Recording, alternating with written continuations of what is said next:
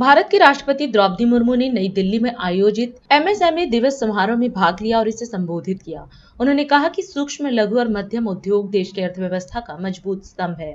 ये उद्यम न केवल जीडीपी में अहम योगदान देते हैं, बल्कि नवाचार और रोजगार सृजन में भी अग्रणी भूमिका निभाते हैं, खासकर ग्रामीण और पिछड़े क्षेत्रों में। राष्ट्रपति ने कहा कि एमएसएमई क्षेत्र समावेशी और सतत विकास में महत्वपूर्ण भूमिका निभाता है।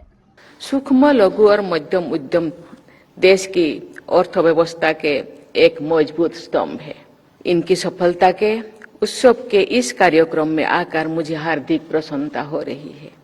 मैं यहाँ उपस्थित और देश भर के फैले एमएसएमई से जुड़े सभी लोगों को अंतर्राष्ट्रीय एमएसएमई दिवस की हार्दिक बधाई देती हूँ। एमएसएमई एक इंटरेस्टिंग सब्जेक्ट नहीं है, लेकिन ये बहुत काम की सब्जेक्ट है, क्योंकि निचले तबके के रहने हुए भारत के जितने भाई बहन का आर्थिक और सामाजिक उत्थान के ये सब्जेक्ट है। इसीलिए भारत सरकार ने इसको गंभीरता से ले रही है उनका आर्थिक और सामाजिक उत्थान के लिए। इस समारोह को आयोजित करने में एमएसएमई को सहायता और प्रोत्साहन देने के लिए मैं सूक्ष्म, लघु और मध्यम उद्यम मंत्री श्री जितन राम मांझी और उनकी पूरी टीम को बहुत बहुत बधाई देती हूँ। सूक्ष्म, लघु और मध्यम उद्यम न केवल देश के सफल घरेलू उत्पाद में महत्वपूर्ण योगदान देते हैं, बल्कि वे जमीनी स्तर पर नवाचार को भी बढ़ावा देते हैं। ये उद्यम रोजगार सृजन के साथ साथ सामाजिक समावेश को भी सफल प्रदान करते हैं। एक अनुमान के अनुसार एमएसएमई क्षेत्र भारत के सफल घरेलू उत्पादों में लगभग 30%, विनिर्माण क्षेत्र में 36% और निर्यात में 45% का योगदान रहा है। ये क्षेत्र कृषि के बाद देश में दूसरे सबसे बड़ा रोजगार सृजनकर्ता भी है। एमएसएमई भारत की विकास यात्रा का एक प्रेरणादायी अध्याय है।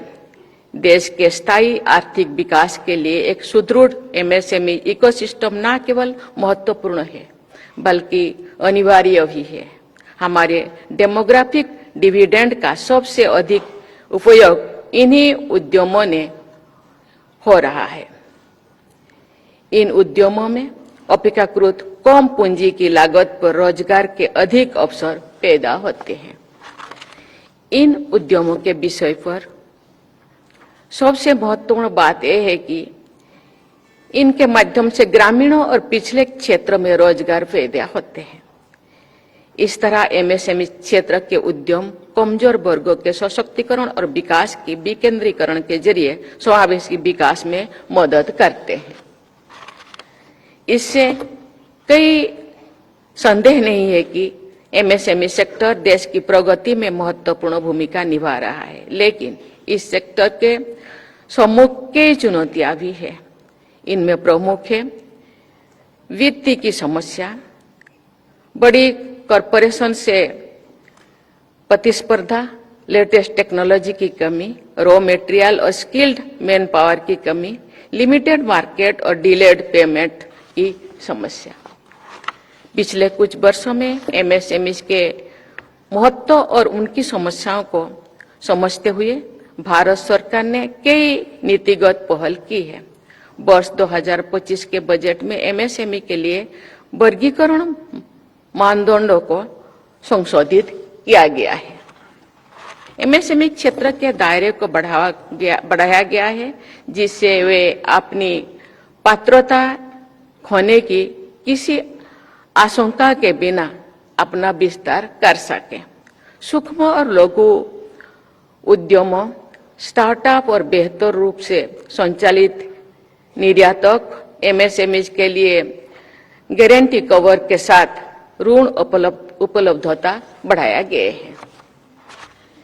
इन उद्यमों को प्रोत्साहित करने के लिए सरकार ये सुनिश्चित कर रही है कि केंद्रीय मंत्रालय, विभागों और केंद्रीय सार्वजनिक क्षेत्र के उद्यम अपनी वार्षिक खरीद आवश्यकताओं का कम से कम 35% सूक्ष्म और लघु उद्यमों से खरीदें।